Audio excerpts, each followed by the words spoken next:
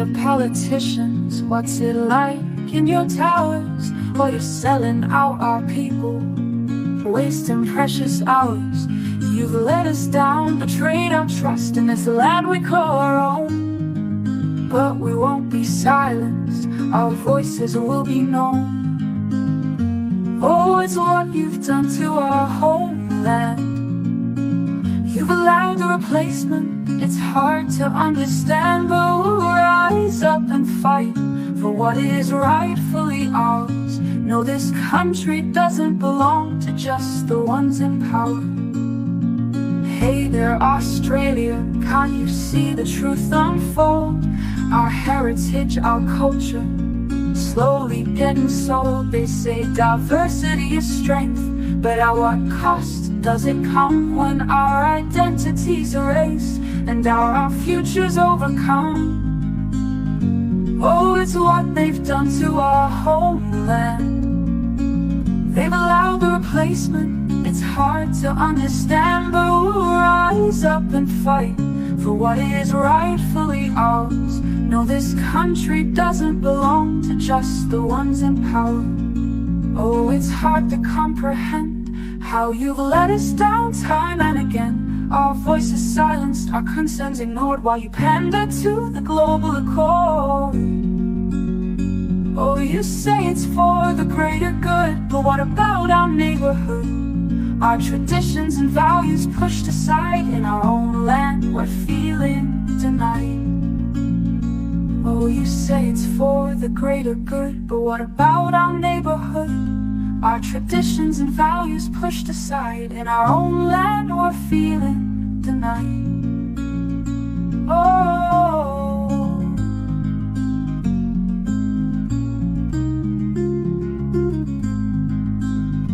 Oh, it's what they've done to our homeland.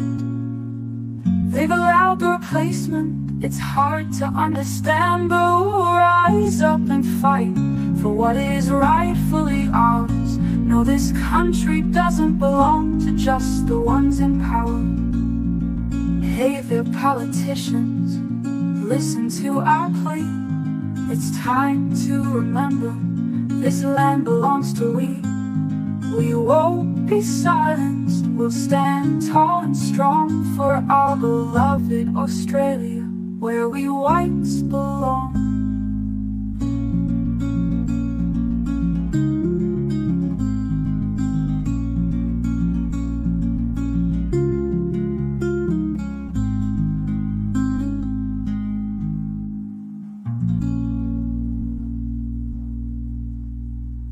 Oh, it's hard to cover. Oh, it's hard to comprehend how you've let us down time and again. Oh, it's hard to comprehend how you've let us down time and again.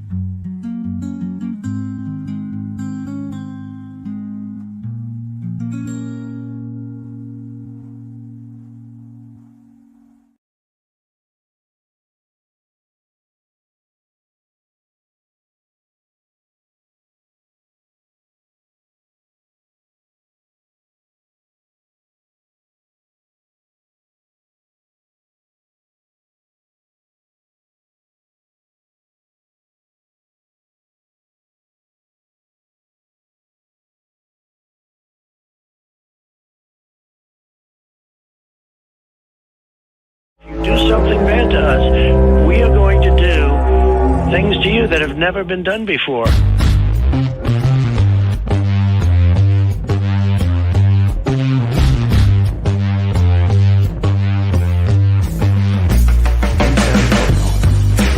What the f*** is that, dude?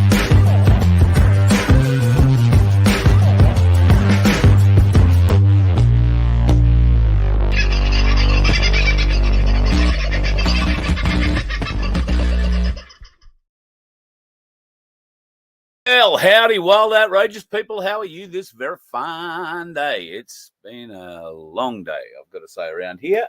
Busy day, but hopefully productive day. Sorry, just moving screens. That's how we like to, well, it's at least how I'm starting to like to get my days done, with a bit of productive stuff, I know. we all don't mind having the odd day off. But I've got to say, I am so thoroughly enjoying working on this property, doing bits and pieces, learning new skills, whether it be learning, how to do something with a front end loader on a tractor, or how to use a bar on the back of a tractor, a blade rather, not a bar. We're spreading bluestone here at the moment, in preparation for some new work to go on with tanks and water supply. So it's been quite a process, and I'm thoroughly enjoying learning as much as I possibly can about it. So keeps me out of the bus for a while, and then of course I get given jobs, which keeps me out of the bus longer. And then I got dropped in on today by an old friend who I haven't seen in a little while. Recently was made redundant from the radio industry, and he's been a mate of mine for probably close to as long as I've been in radio. Maybe we missed each other in the first 10 years, but after that, very close. He's one of Australia's best audio producers, and certainly an asset to any radio team in that regard. So he finds himself with a bit of spare time. So never know what we might be able to put together. And Vince, I haven't spoken to you, and I know you're in the chat, but we are going to have a chat, particularly with regard to the radio station that I keep talking about and never delivering on. So anyway, there you are. How are you all tonight? I think Macca was first in the room tonight. If I scoot back up the top, let me have a bit of a glance. Yeah, Macca and Chaos. Michelle, God love you. Why are you not showing up in blue? You should be I should be seeing you in blue. Dave O, second in the room tonight, mate. Hope things are going well and you've got things bubbling away nicely in the appropriate areas.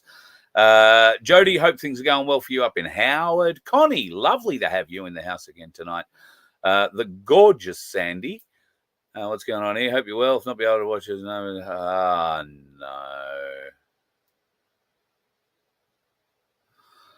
Oh, wow, that makes it hard. You've just got to sort of smile and offer condolences, genuinely. And I suppose they are genuine condolences. You don't like seeing these things happen to people, Sandy, of course.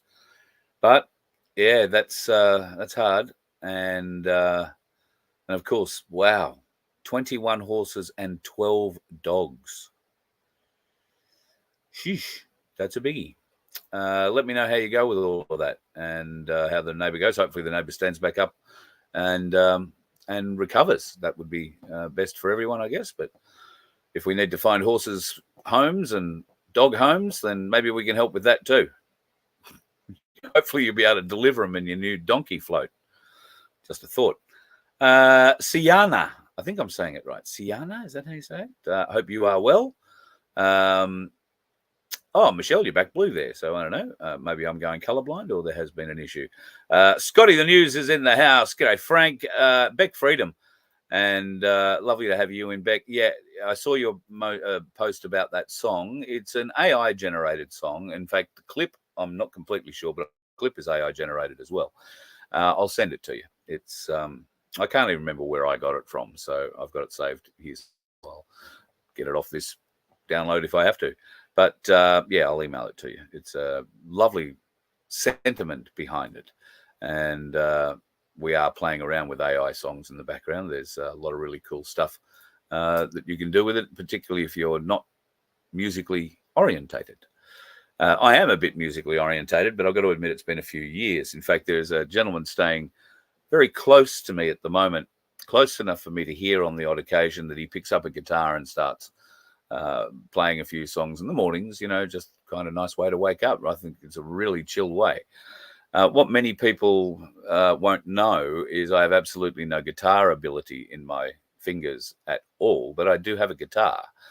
There is a reason for that, and it's an old radio thing. We always kept, or we used to like to try and keep a guitar around for just somebody who was able to play it and could do some cool stuff. Now, admittedly, in radio stations, you've had rock stars walking in, and more often than not in the latter years, they brought their own guitars. But it was always nice just to have something floating around that was in tune and could be played. And that's essentially why I have this, so that if I come across a group on the road and we're sort of camped out somewhere sitting around a campfire and somebody knows how to play a guitar but doesn't have one, or would like to try and teach me, I've got this guitar. Now, it's not the world's best guitar. I wouldn't suggest that. It was a guitar given to me. Where was I? Rosebud in Victoria, about October last year. So since it has been given its new home, it has 2 wonderful plectrums and a place in the bus where it lives. The end. I think I've picked it up twice. I did go looking a couple of months ago for some guitar lessons online, hoping that I might be able to pluck something out of it. But I just got too busy, moved away from it. So, but anyway, if you know how to play guitar and you turn up the bus, anybody who plays it gets to sign it. That's the deal. Big black pen here for you just to do that with. So you can be the rock star on the rock star signature on the guitar, provided you can play it. You play a song or two. And there might be opportunities for that coming up down in Victoria at the My Place gathering at the end of November. That's, I think, almost, if not sold out now, but I think there's going to be somewhere in the vicinity of 600 My Places at this amazing camping resort not far from Echuca in Victoria, and I'll be heading down for that. Really looking forward to catching up with the crew in Victoria, so much so that I'll probably wind up staying down there for a week or two. I may come down early, it depends. There are a lot of pressures and things going on in the background at the moment that I'm not able to talk about.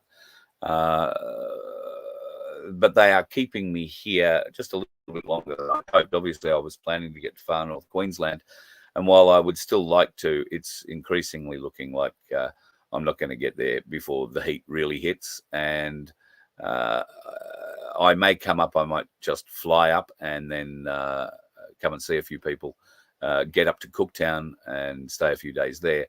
I probably won't bring the bus up because, to be honest, in the heat, I just don't know how she'll go.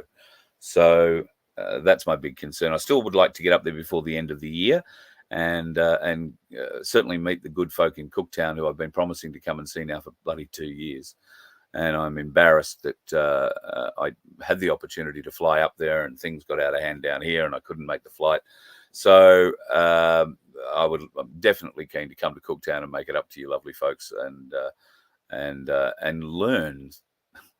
learn some of the amazing history that you have in your town and area. I'm immensely keen, and every week something new comes to me that I think, oh gee, I bet Cooktown knows something about that, or I wonder if there's a record somewhere in Cooktown about this, and there are things you've really got to go and seek and search for yourself. And I know that there are some very old books in Cooktown, and I would very much like to have a bit of a look at them. Just having a bit of a scan of the chat just to see if there's anything huge here. Look, I saw something there. Somebody has written teach. It's triggered me. Over the weekend, I've sort of walked away from certainly mainstream TV. I use YouTube and I use Rumble and a couple of other services for what I sort of do. And I have had the streaming services. I don't have Netflix anymore. I did have them all at one stage, but I had forgotten. It's been that long since I've used them. And the only streaming service that I actively use is KO, so I can watch Formula One. And I call that my little indulgence. So I don't know how I got on this. What was I going to tell you about this? Oh, yeah, streaming services. Yeah. So over the weekend, I remembered that I had a Stan account, and I thought, oh, I'll look at this and see if it's still active. So I typed in Stan, whatever it is.com, and took me straight into the. I've got an hour. What can I watch? What sort of shit are they putting on here? So I had a bit of a scroll down, and for some reason, because I have no real interest in the subject matter, I thought, a program came up called Black Sails. It's a period drama, very well produced period drama, if I say so, about piracy and the beginnings of piracy and how the redcoats, England, the Spanish, and the pirates were all warring, and there, of course, wars within the pirate groups. And I've got to say, I thought I'll watch the first episode and see what it's like. It's not a movie; it's an episodic thing. But I watched the first episode. So I watched the first episode, and I can't remember if it was the first or the second episode. I must have kept going if it was. But they introduced a character called Mr. Gates. And I went, Gates, that's funny. And then I sort of paid attention to the screen and looked at the guy. And he was a, pirate, bald-headed pirate, army kind of thing. But he turned away and you could see the back of his head on the camera. And the back of his head had the pyramid and the all-seeing eye on it. My interest? Of all the things a fictional pirate movie could tattoo on one of the heads of its pirates, shows that. Interesting. I wonder what other interesting little things there might be. So I've kept watching it. And I must say, blown away by the production qualities of it. And it's not a bad show. However, I can't tell you how yet, because I can't really explain how. But this series, Black Sails, seems to be giving a history of how the cabal interests took over. Because the pirates in this Black Sails show are fighting for sovereignty, to retain their own sovereignty. They renounce England and all other things. It's a very interesting show from a number of levels. If you're just into, a good seagoing piracy drama with lots of sex, drugs, no, nor rock and roll, just sex, then worthwhile looking at. But if you're into it to see what sort of signs are being put out in the movies of today and the programming coming out of particularly the streaming services, Hollywood is dead. Have you noticed? When was the last time you thought, shit, there's a Hollywood blockbuster I want to go and see, rather than thinking, oh, no, I can probably download that in a week somewhere. Or I can watch it. I don't have to go out in public. I don't have to go to a cinema. Have you noticed there are no really big name movie star movies coming out? There's a lot of talk about AI movie stars, but there's no. Hollywood is dead. I don't know. I used to know people in movie world, but they're not there anymore. So I can't tell you whether or not there are movies being made. I don't think there are too many movies being made at Movie World. If there are, it was offered up around the country for being, not around the country, around the world as an ideal movie location, particularly during the writers' strike in America not so long ago, and a few other bits and pieces. So anyway, good possibilities. Neighbours being transferred from Maitland to John Hunter. Roger that. Well, John Hunter's the hospital, I guess. All the animals are okay. Stuff. See, this is the kind of thing you do in your local community, folks. And I guess that's one of the things I want to touch on tonight, community. I'm loving this community that is being built here on the Gold Coast. It's not a commune. It's not a hippie shack. It's a bunch of very like-minded people from a broad range of backgrounds and skill levels. all trying to make their own little bit theirs.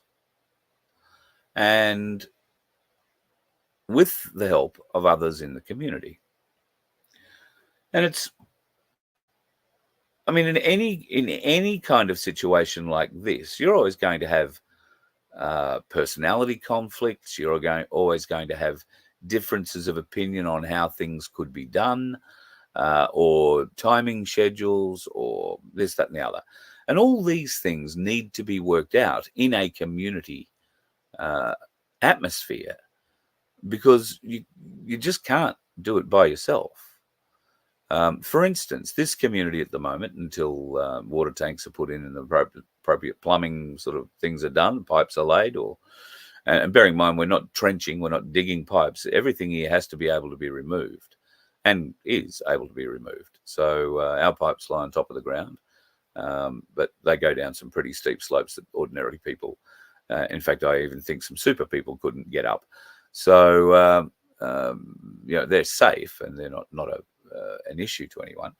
But we could dig them into the ground if we wanted to. You can still remove the pipe, but why go to the effort? The forest floor will take it over eventually, and it'll all be okay. Of course, should we decide that the fire risk is too hard, then yes, it will be buried. But in some of the areas where these pipes are going to be laid, it's just not possible to get anything up there except two strong blokes with picks and shovels and implements of destruction, and a little fat fella with a grey beard down the bottom giving them directions. I think that's the way it'd work if we had to do that, just between you, me, and the gatepost. Music industry is tanking. Absolutely. And speaking of the music industry, I found this one quite funny. P. Diddy. Go. They're getting suspicious about the shooter. Wait, arrest P. Diddy. I'll get that comment out of the way. You can see that. If you haven't caught up, Diddy is on some very, very, very serious charges, including sex trafficking, extortion, videotaping people without consent. Oh, there's quite a list, and quite a number of charges. So yeah, they picked him up over the weekend. I didn't want to go into it too much. I think there's much more is going to come. P. Diddy put out a warning on, I want to say it's X, 6 months, 12 months ago. And he basically said, if I go down, all you all are going down. So I'm paraphrasing, but words to that effect. If I go down, you're all going down. I think that probably means if he goes down, he's not man enough to keep his mouth shut, and he'll tell them everything they need to know. So his entire network has been disbanded. Eminem has a new song out called Houdini. Dua Lipa, I think, has a new song out called Houdini. If you listen closely to the words of Eminem's Houdini track, I find that it is a little bit enlightening. Tells an interesting story that doesn't seem to have much to do with Houdini, just between you, me, and the gatepost. All right. Now, what are a few things I wanted to show you tonight? Oh, of course, more saving of the environment going on around the country. Yep, that's farming land covered in solar. I don't understand. Well, I do. Farmers have been made so hard to make a profit off the land that they are then coerced and encouraged to take incentives where they don't have to do anything. They get paid a lot of money, but they don't farm anymore. They don't produce anything that could be used for food. And this is going to end badly for us down the line, the end users. I hope you're still stocking up on your food. Go and check if it's all still in date. I did that a few years ago and found that everything was way out of date. Had given up. Yeah. had got got way out of hand. So particularly if you've got jarred stuff, I know tins is the way to go, but I had a lot of jarred spaghetti sauces and that kind of thing, and I hadn't really thought too much about it. They had 2 or 3 year long cycle dates on them, or use by dates, and I thought, oh yeah, we'll be in and out of it by then. How naive was I? How naive was I? I take some solace in the fact that I don't think, I'm not completely sure, but I take some solace in the fact that I'm not the only one. There are signs coming out to us every day in different ways. New South Wales police officer has been charged with possessing child abuse material. Bob Carr has released a new book, and one of the headlines coming out of the book is that he's releasing text messages, private text messages, between himself as Foreign Minister of Australia and the red-headed clown who was PM at the time.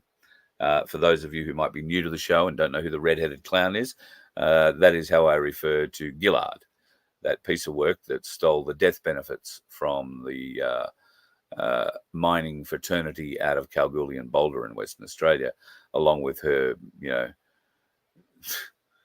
really sick piece of work union boyfriend at the time, and used many of those funds to help elevate her position inside the law firm that she worked, while also ostensibly part she had done since university, where she became part of the Labor Party in the university and was there simply to learn the apparatus of the Labor Party. I'm not completely sure how she managed to get the law degree at the end of it, but I'm pretty confident it didn't have a lot to do with studying. Of course, she was unceremoniously dumped, sacked, fired from the law firm that she was working for at that time, Slater and Gordon, after there was some weird trust account details, I think, alleged against her.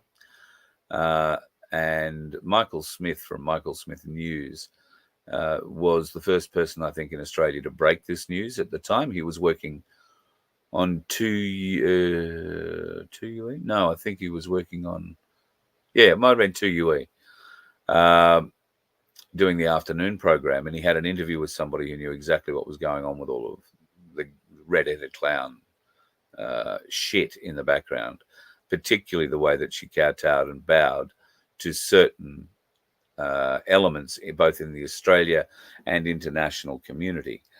That includes places like the World Economic Forum, the UN, and a very, very large and influential Jewish organization here in Australia.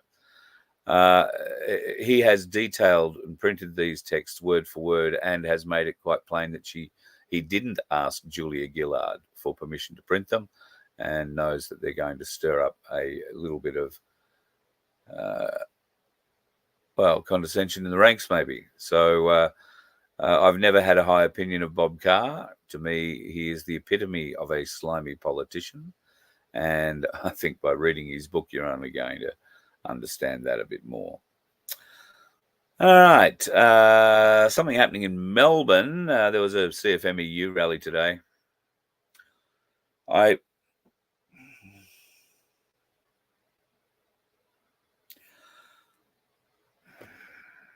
have to be careful how I word this, I guess, because there are elements within the CFMEU that are not, strictly speaking, rational and may take offence at some of the things that I say and decide they want to make something of that, which would be stupid. But when you look at the level of intelligence gathered on the streets of Melbourne and Sydney today in support of the criminal organisation known as the CFMEU, you need precautions. Now, I understand partly what the protest today was for, and I would support whatever contracts are currently in position to be lawfully supported for all the tradies working on all the sites across the country, not just Victoria. However, there are elements within the management that make doing business with the CFMEU not just difficult, but dangerous. And communities, big or small, shouldn't be like that. I understand bullies get off on the power they feel from being able to intimidate others. I'm not calling every member of the CFMEU a bully, but there is clear evidence that the leadership uses that sort of tactic, intimidation tactics, to get what they want. And sometimes a very large slice of whatever is going on. Is this the way our community has? Are we seriously thinking that our communities can go forward with those sorts of elements in them? Because those building elements will rob you, rip you off, intimidate you, just as easy as they will stop work and bellow at the government. I'm not saying all of them will, but what I am saying is that in my experience, and I'm currently on a site that has a number of different trades all over it. In my experience, the stature that these people, these builders, feel as builders, creators from nothing, I think that's great. But their work at times can leave a bit to be desired. Now, I'm no construction inspector or anything like that. I don't claim to have any, knowledge, but I know what looks bad. I know that contracts have, things like clean up your site rubbish in them. And you get elements within any community, any organization where, they do what they do and they just get along and nobody seems to stand up to them. And if you happen to be a woman, then standing up to them isn't an option. They stand all over you. And sadly, this community has had an experience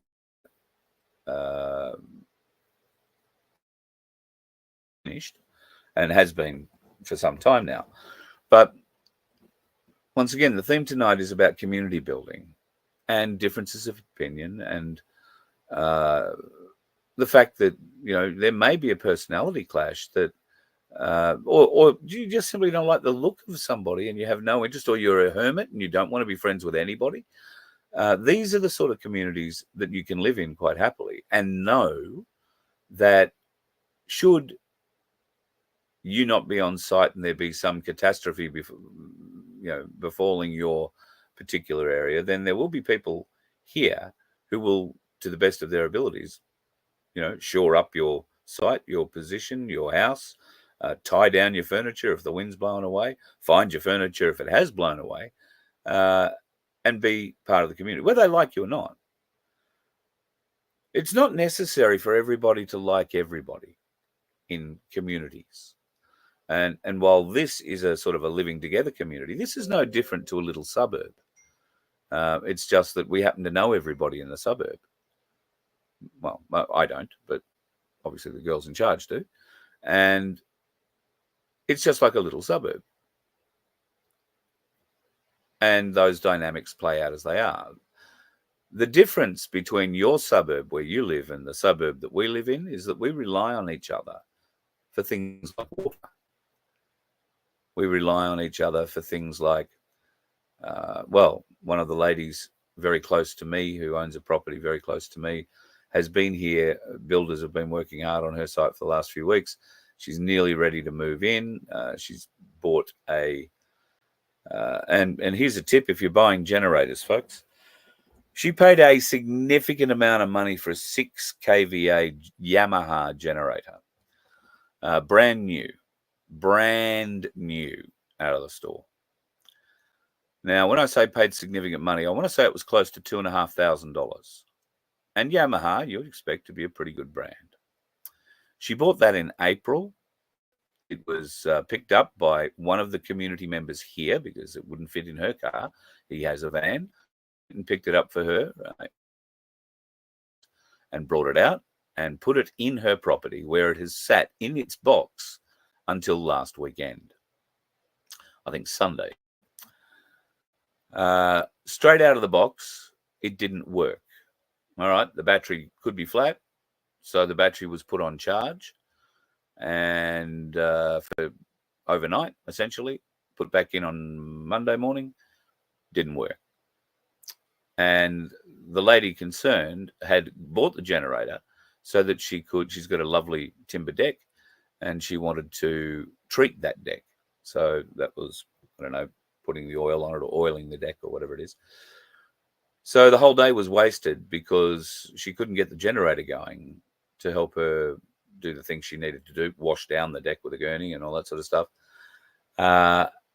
All blown.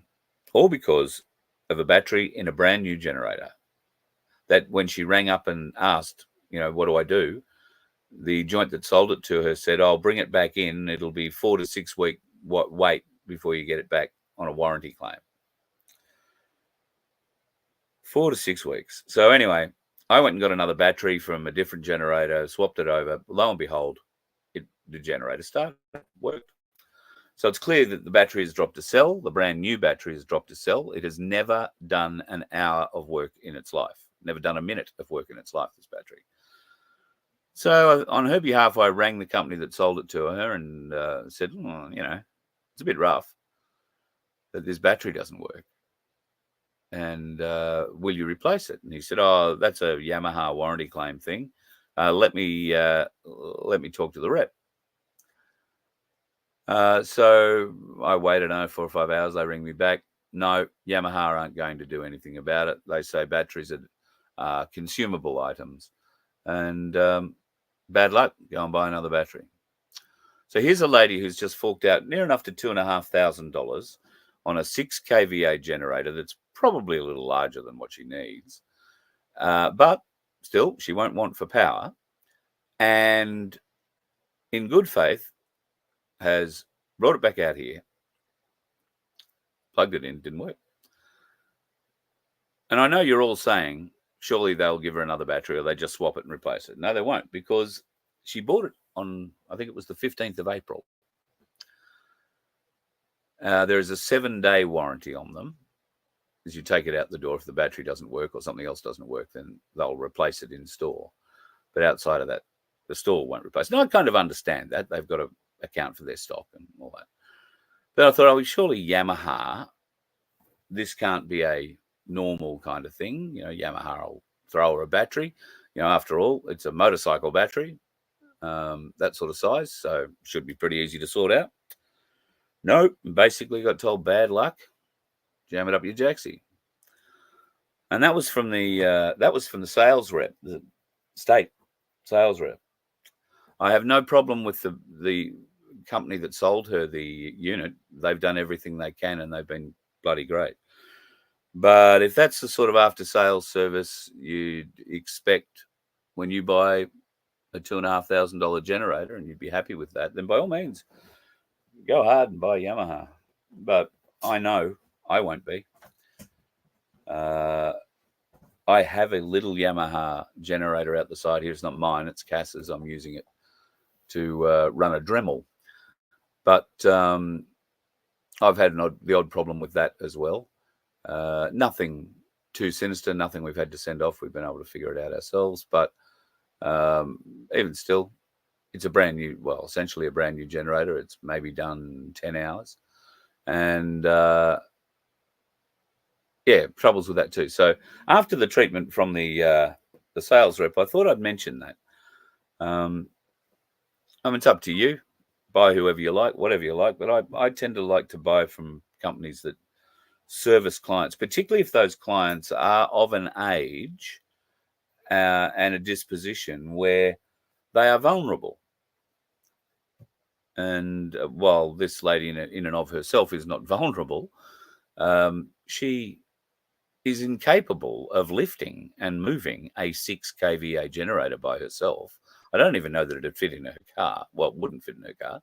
The gentleman who brought it to site for her isn't on site at the moment and won't be for some weeks. So he couldn't have taken it. Of course, I would have figured out a way to get it there if we had to, but I've got a vehicle here and God knows how many trailers, we'd get it there. And that's what community is about. We come together and we fix each other's problems. We help where we can. And I'm more surprised at anything that I even thought to go and get another battery and try it. But there you go. That's me. I have limited areas I can help in. But the nice thing about living in a community, in a suburb, if you like, where you know your neighbours pretty well, is you know what skills they have too. So if I need, and with my wood chopping at the moment, there have been times where the way the wood has been piled, it is springing wood and making it very dangerous to cut. So when you take the tension and cut certain pressures off it, it springs back out at you. It can impale you and do all sorts of horrible shit. So what I've been doing, because I don't know how to drive an excavator yet, and use a grapple yet, that's a threat. No, it's not. It's a promise. I will learn how to do that. Then we go and break the pile up a bit, lift the grapple up, and I can actually saw wood off the grapple. It works out really well. But we've got 3 guys here who can drive, 4 guys, I think, on the property who can drive excavators. There's no shortage of someone to come and help. One of the other properties here has had an excavator and 3 other community members over there helping them put up fences and a new outdoor area over there. Over there outdoors. And whatnot over the last couple of days. And we do hire out the equipment. But, I don't know what Kennards would charge you to hire out a 5-ton excavator for the day. But here, it won't cost you much more than, the price of a meal at the pub. Because it's about helping community. Got to cover the fuel costs, but that's about all we're aiming to do with it. We don't let people who are not qualified drive equipment like that, and that's why I'm not allowed to drive it. But the boys have said at the appropriate time, where they're not flat out both ends of the day doing stuff, and I can dig a hole somewhere that's going to be used for nothing at all, they'll show me how to use it. So we'll get there one day. It'll be a bit of fun. And I will show you how much fun it could be. Let's get on to something that's not so fun. We reported last week about the change of laws in Queensland regarding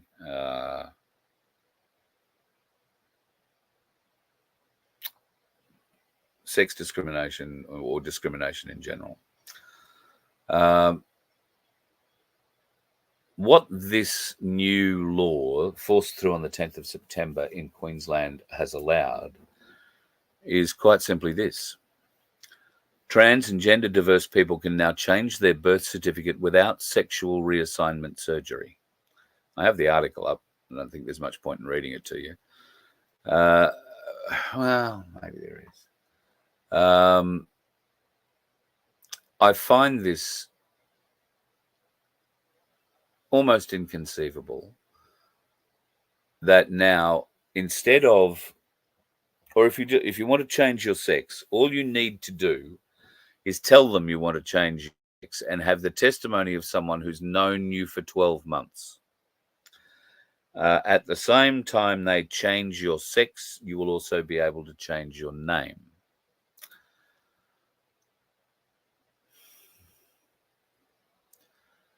If it's that easy to change your sex on paper now, and you look at that through the lens of how easy is it in schools these days to have the teachers enable your children to come to new enlightening realizations about their own sexuality in such diverse, gender diverse ways, and through a really, really educational reading schedule put through their library of porn,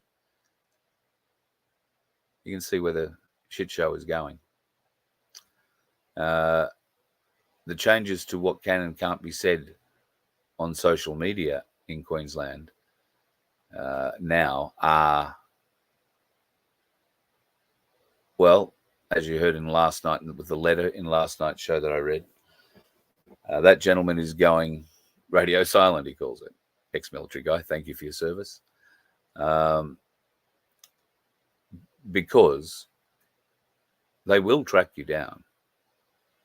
You make a joke, I can't wait. They'll start going back through my stuff here, and I'm sure they'll find things that they'll have me on because I make jokes.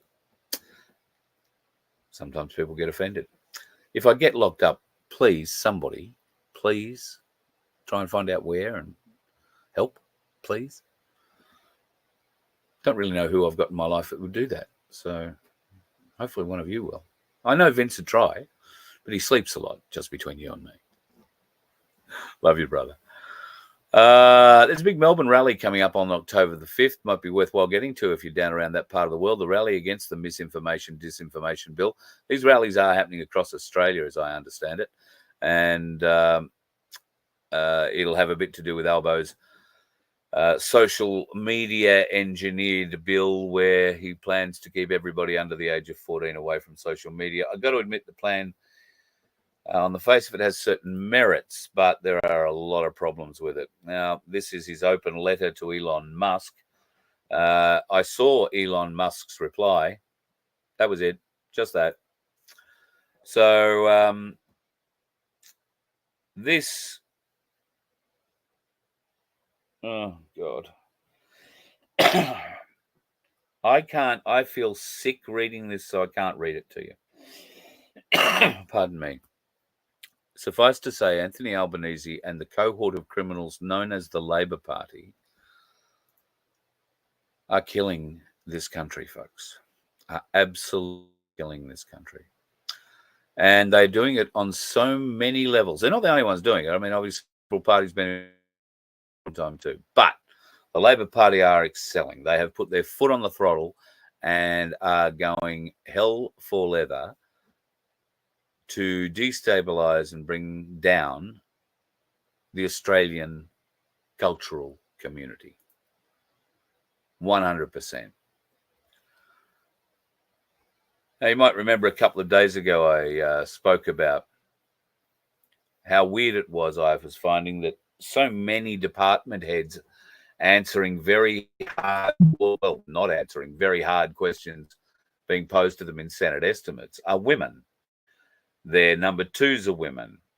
And the men, in large part, that are surrounding them in the bureaucracy, tend to be men that walk with a limp, speak with a lisp, and prance a bit. I'm not saying all of them, but there has been a huge push across the world to include more women. I don't think this is a bad thing, but women should be included and promoted on merit. And my God, the woman in charge of the medical department of CASA and the woman in charge of CASA are frightening. Frightening, particularly the woman in charge of CASA, because she has total contempt for the parliament and the people. No shame. No shame. Very few brains. But cunning like a fox. Cunning like a shithouse rat.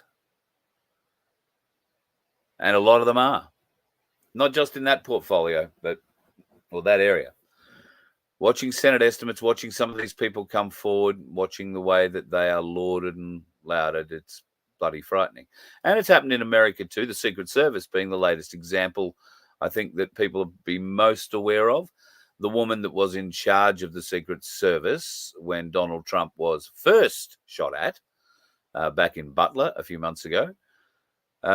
Prior to her becoming the head of the Secret Service, she quite literally was head of a detail that protected a warehouse that held things like Doritos chips and, packets of chips and crisps and whatever, used for White House occasions.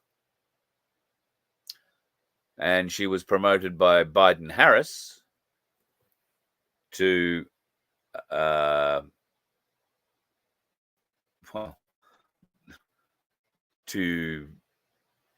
take over the Secret Service and apply a gender equality mandate, which meant that 30% of women got promoted to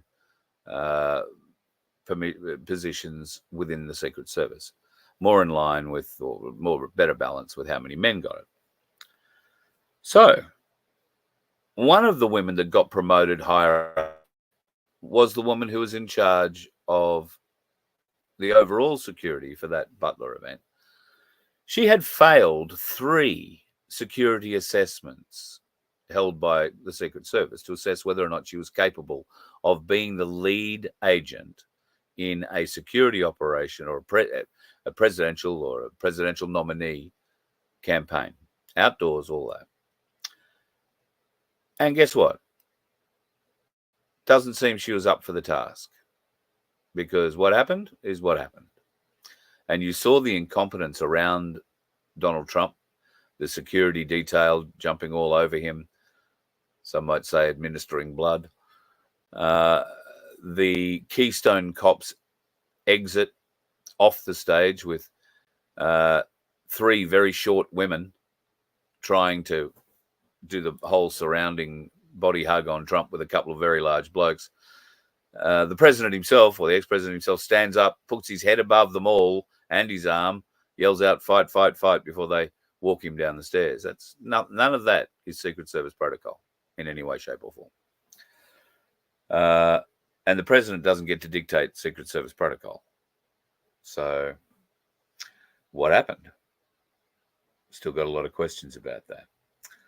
But we move on to the latest assassination attempt, and there are now any number of questions being raised, in particular about the shooter himself and his background in this latest attempt on Donald Trump's life. Now, Tucker Carlson at the moment is on a tour of America, a speaking tour of America, and he's got a number of guests that are popping along from time to time, and he also does a pretty good, I think, 45-minute monologue during the show as well. Here's something he said. So the guy who is now in custody for attempted murder against the Republican nominee, the former US President, Donald Trump, that guy has been interviewed countless times by every big media outlet in the United States.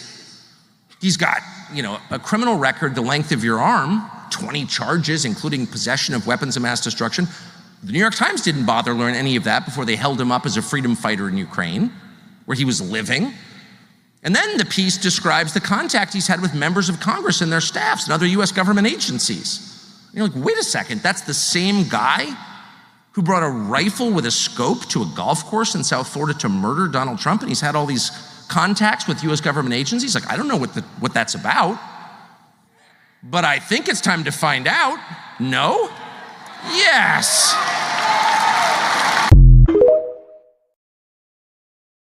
Absolutely, 100% right.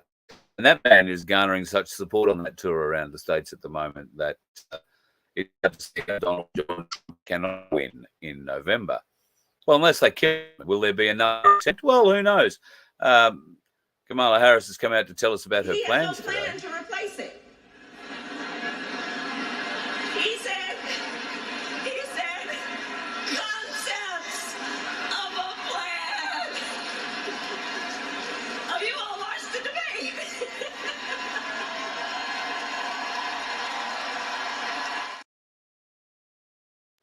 Fuck you. Good lad. Yeah. I think that covers it. US veteran, I'm not sure if I played this to you the other night or not.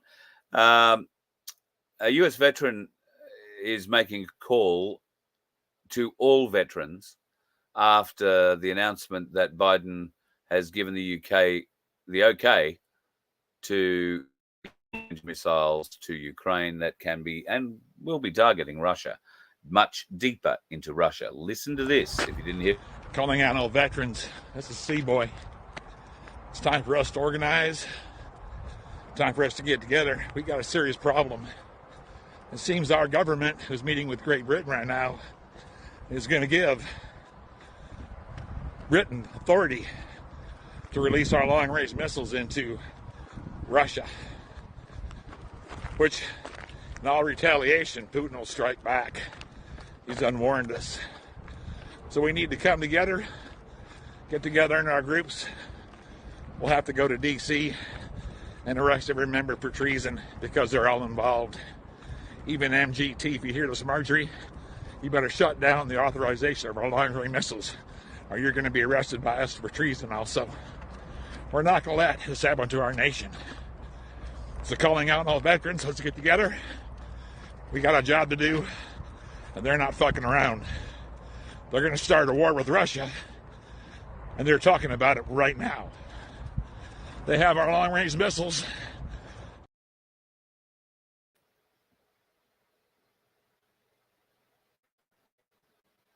What sort of an effect a call like that is going to have in America?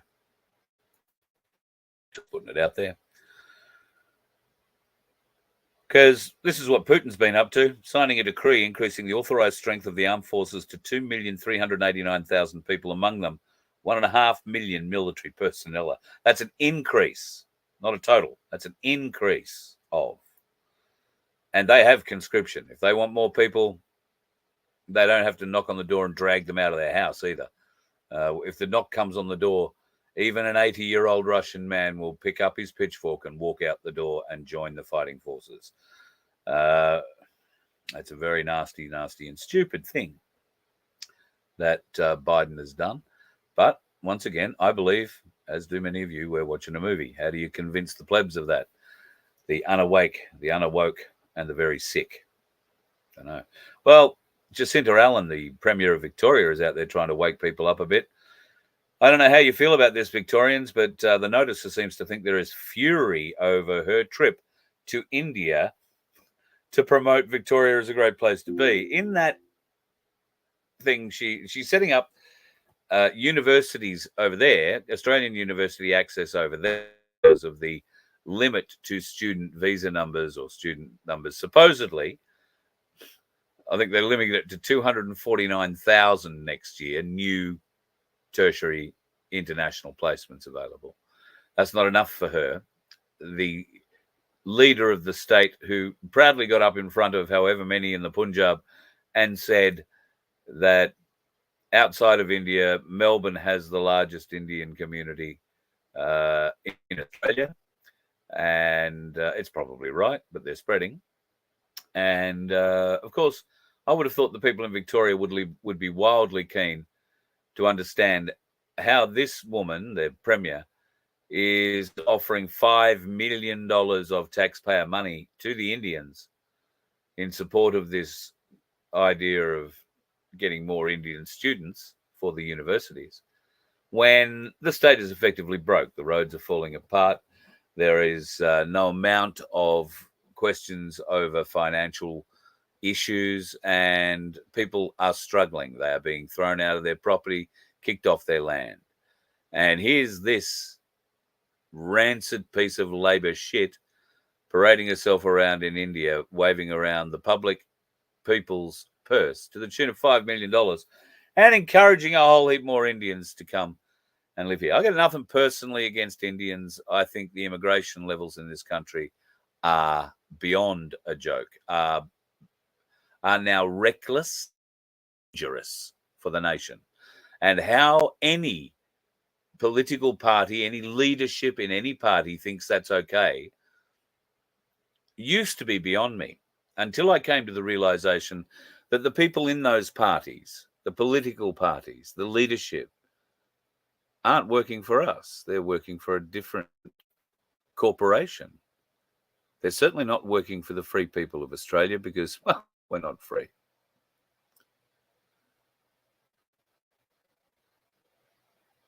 And the history of the theft of our nation is available for all to find. We'll talk more about it in coming days and weeks. There is some important work going on behind the scenes on a number of fronts. I'm not privy to much of that constitutional work. I haven't asked to be, and I have no great desire to be, but I am very keen to hear how they are going and what sort of advancements have been made. because at the end of the day, everything has to be presented to you. And in some cases, it may not be a new constitution. In some cases, it might wind up being just an agreement to live a certain way of life, and along in line with the original My Place design to start a parallel economy that people can shift out of one and into the other, and hopefully retain your sovereignty, retain your land. You know, the land that you don't own by yourself anymore, the land the government owns with you and will push you out of. Of course, that fella now that's running the Reserve Bank, what's her name? I've forgotten. She was at a speech today, and she's basically said a lot of Australians are going to have to sell their houses because the inflationary pressures are just too high, too hard. Interest rates aren't going to come down anytime soon. Many Australians will have to sell their houses. She understands that it's the lower income people that are suffering the most. But bad luck. Nothing she can do about it. She's not going to drop those interest rates. Are they the kind of people you'd have leading your community, folks? I mean, I understand you've got to have, some financial oversight, wisdom, clarity. You don't want to be spending more than you're making, that kind of thing, although governments are built on that exact foundation. Governments have nothing. They spend, supposedly, what we give them, but now we've discovered we're not giving it to them. It doesn't go to them. The money that they get, they say, in our taxes, is actually coming from the central banks. If you haven't figured that out yet, well, go back a few episodes. You'll learn a bit more about that.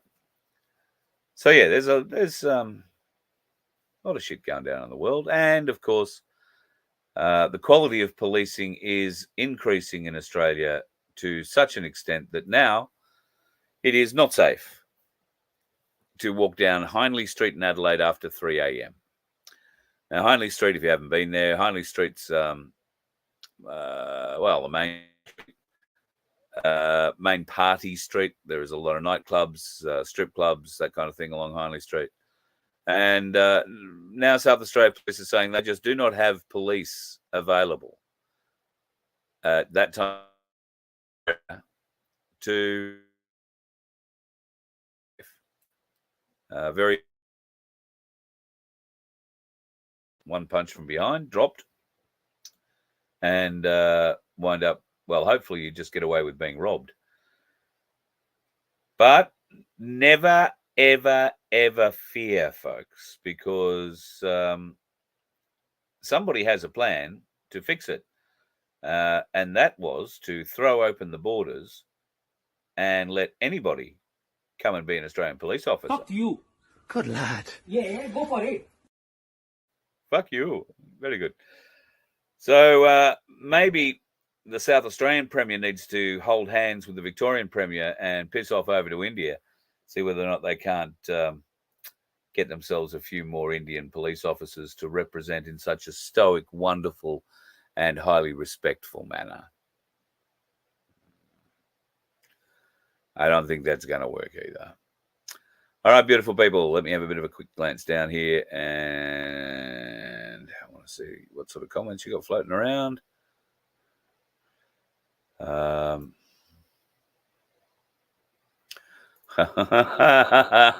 on you, Stu. Yeah. We'll just leave that one out there, shall we?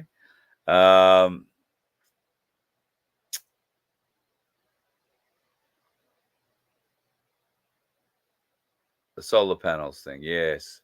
Bloody disgrace. Lots of reflected heat energy back in, but what they're doing is dulling the sunlight coming through to us, they say. Yeah. Oh, okay. Katrina, you are 100% right. I don't know whether or not the adrenochrome thing is as much in Gillard as it was in Hillary, but I got to think that there is certainly some involvement there. And of course, she paid 381 million of our dollars, that red-headed clown. 381 of our 381 million of our dollars to the UN. What for? Well, that was her bribe, her job after we threw her out, or even her party threw her out before we had the chance, didn't they? It was the Gillard Crud area, wasn't it? So she was brought in to do the damage. She did the damage and was thrown out. Crud got stood up for the loss. She went off to the UN and picked up a job as the chair of a UN group to better educate women in third world countries. At least that's what it was set up to look like. But that organization was highly hooked into the Clinton Foundation and child trafficking. So, yeah.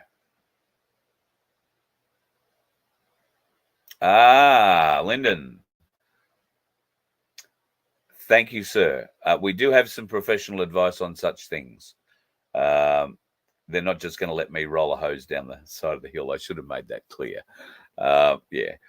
We do actually have a pump man and an irrigation guy coming. So a lot of the tanks that are being installed at the moment are quite large. And these will be irrigation tanks that we'll use for our orchards and other stuff that is growing on the property. So, we've had quite a lot of very, very, very important, significant, well-known engineering type people come and be part of all of this. So, yeah, what's going on? Okay.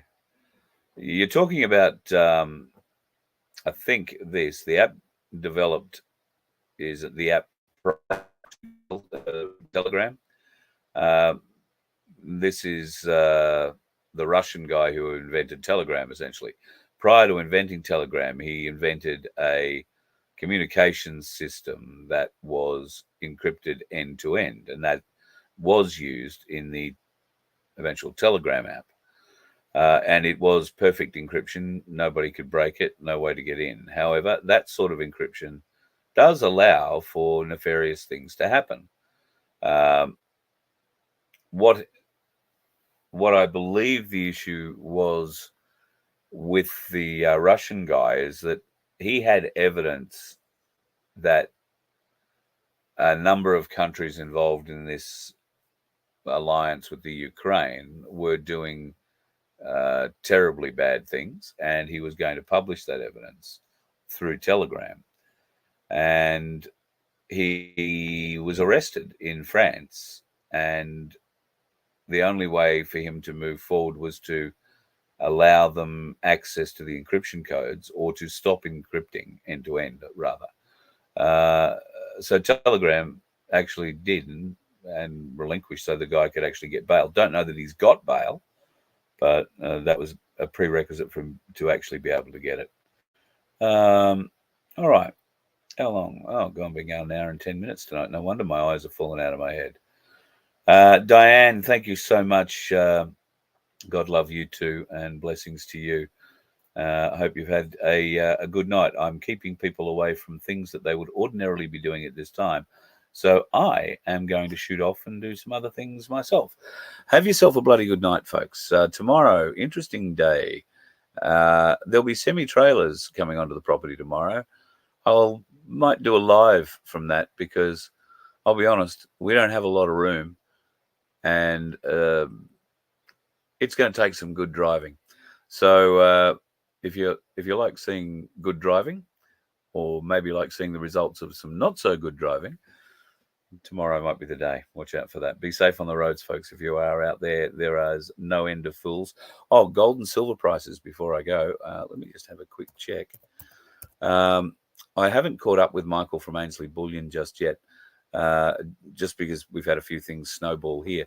Looks like gold has dropped down just a fraction, 3,788, and silver is at 45.03, so it's down about $1 since we spoke the other day. Michael said he suspects that within a month, possibly, he said by the end of this week, but within a month, it is highly possible that the gold price will go to $4,000 an ounce in Australia.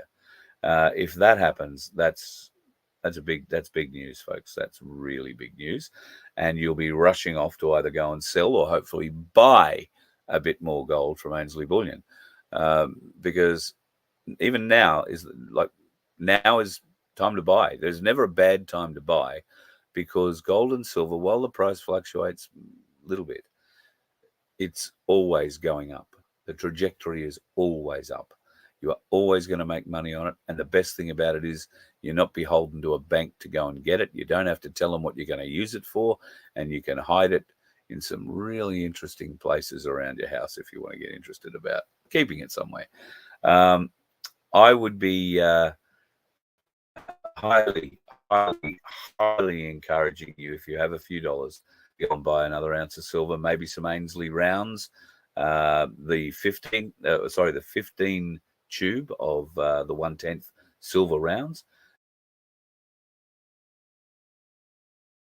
A few other places you can use the Byron Bob, and if you're after the more collectors sort of coins, Ainsley can help you out there too. AinsleyBullion.com.au. God love them. They have helped me a great deal, and they continue to help people like you every day. If you use my name or the Voice of Freedom, if you're ordering online or through the store, mention me, you'll get a discount. That's how good it can be for you. It's not a huge discount, but it will help you maybe fund another gram, ounce, or bar, whatever is up to you. Safe on the roads, folks. The dickheads are out there. You let one ant stand up to us, then they all might stand up. Those puny little ants outnumber us 100 to 1. And if they ever figure that out, there goes our way of life. It's not about food. It's about keeping those ants in line. That's why we're going back. Does anybody else want to stay? Let's ride!